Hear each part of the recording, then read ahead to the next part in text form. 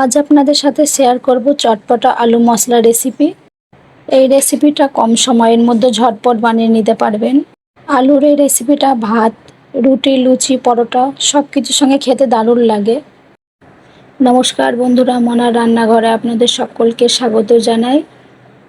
এই রেসিপিটা করার জন্য এখানে আমি 3টে আলুগুলোকে সেদ্ধ করে নিয়েছিলাম। সেদ্ধ করে খোসা ছাড়িয়ে আলুগুলোকে আমি কেটে নিয়েছি। দেখুন, এরকম করে আমি আলুগুলোকে গোল গোল করে ছোট ছোট করে কেটে নিয়েছি।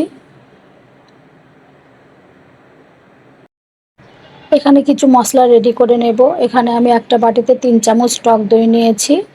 ওই দইয়ের মধ্যে হাফ চামচ হলুদ গুঁড়ো দিয়ে দিলাম, হাফ চামচ গুঁড়ো লঙ্কা দিলাম,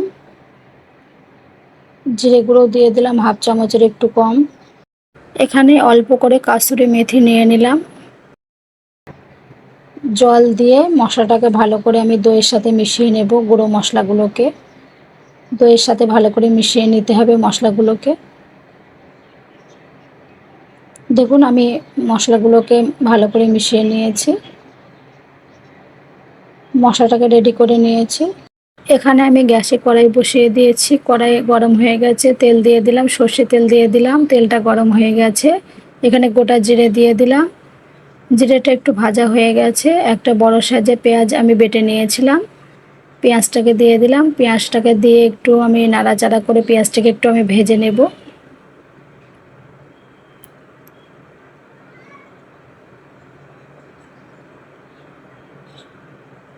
দেখুন, পেঁয়াজটাকে আমি ভেজে নিয়েছি। এখানে আমি হাফ চামচ মতো আদা রসুন বাটা দিয়ে দিলাম, হাফ চামচ কাঁচা লঙ্কা বাটা দিয়ে দিলাম। সব ভালো করে একসাথে আমি কষিয়ে নেব, যাতে আদা রসুনের গন্ধটা না থাকে। 2 মিনিট মতো ভালো করে একটু কষিয়ে নেব।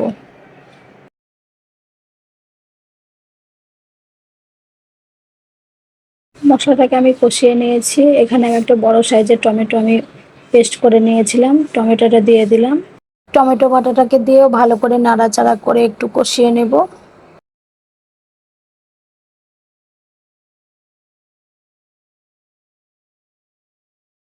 এখানে আমি যে মশলাটা করে নিয়েছিলাম মশলাটা দিয়ে দিলাম, আর বাটিটা ধুয়ে জল দিয়ে দিলাম একটু। মশলাটাকে একটু নাড়াচাড়া করে নিয়ে আমি কষিয়ে নেব। এখানে গ্যাসের ফ্লেমটা আমি লো ফ্লেমে করে দিয়েছি। ভালো করে কষিয়ে নেব সব একসাথে। এখানে আমি হাফ চামচ ধনে গুঁড়ো দিয়ে দিলাম, স্বাদ মতো লবণ দিয়ে দিলাম। সব একসাথে মিশিয়ে আমি কষিয়ে নেব মশলাটা ভালো করে।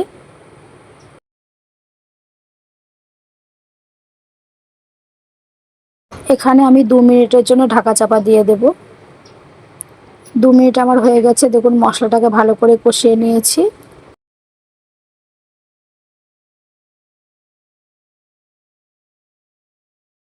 মশলাটাকে ভালো করে কষিয়ে নেওয়া হয়ে গেছে, মশলা থেকে তেল ছেড়ে দিয়েছে। এখানে আমি সেদ্ধ আলুগুলো দিয়ে দিলাম। আলুগুলো দিয়ে মশলার সাথে ভালো করে নাড়াচাড়া করে আমি মিশিয়ে নেব। এখানে আমি জল দেব না, কারণ এখানে আলুগুলো আমার সেদ্ধ করাই আছে। আমি এরকম 2-3 মিনিট মতো নাড়াচাড়া করে নেব ভালো করে। দেখুন, আলুর রেসিপিটা আমার হয়ে গেছে। এখানে আমি গরম মশলা গুঁড়ো দিয়ে দিলাম হাফ চামচ, আর ধনেপাতা কুচি দিয়ে দিলাম একটু। আমি নেড়ে দিয়ে একটু মিশিয়ে নেব। রেসিপিটা আমার হয়ে গেছে। এই আলুর রেসিপিটা যদি আপনাদের কাছে একটু ভালো লেগে থাকে তাহলে লাইক করে দেবেন এবং কমেন্টে জানাবেন কেমন হয়েছে। এখানে আলুর রেসিপিটা আমার হয়ে গেছে। গ্যাসটাকে আমি অফ করে দিয়েছি। হাফ চামচ আমি চিলি ফ্লেক্স দিয়ে দিলাম।